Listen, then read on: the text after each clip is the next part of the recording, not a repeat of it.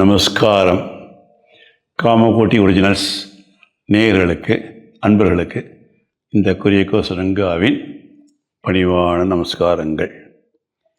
இன்றைக்கி நான் பேச போகிற டாபிக் ஆதிசங்கரரை பற்றி.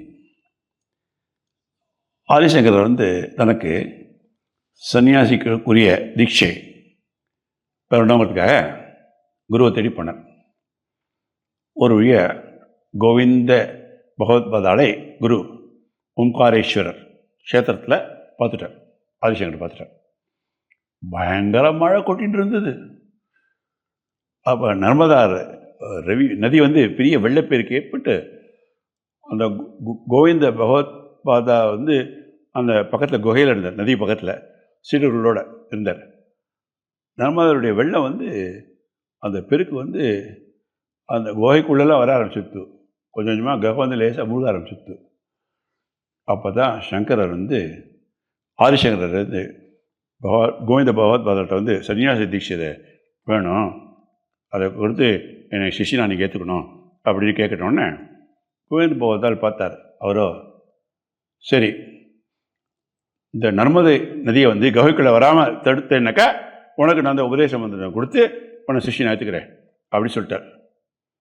உடனே சங்கரர் மனமுருகி வேண்டிட்டு ஒரு ஸ்லோகத்தை சொல்லி நர்மதையை அந்த அந்த வேதத்தை தன்னுடைய கமண்டலத்துக்குள்ளே அடைச்சிட்டார். அப்போ தான் கோவிந்த பகவத்பாதாளுக்கு அப்படியே ஓடி வந்தார் வெளியில். கண்டேன் சிஷ்யரை அப்படின்னு சொந்தத்துக்கு சங்கரை கட்டி அடைச்சினாராம். சன்னியாச தீட்சையும் கொடுத்து சிஷ்யனை ஏற்றுட்டார்.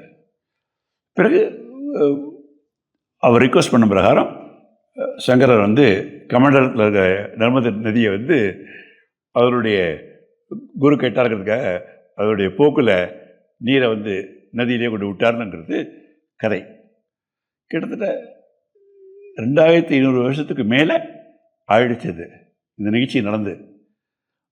ஆனால் அதுக்கு அப்புறம் அந்த நர்மதா நதி அந்த குகைக்குள்ளே வரதே இல்லை. இப்போ தான் 2 ஆண்டுக்கு முன்னாடி கொஞ்சம் மீண்டும் அந்த குகைக்குள்ளே வந்ததாக பேசப்படுறது. இவ்வளோ பெரிய விஷயங்கள் அதெல்லாம்.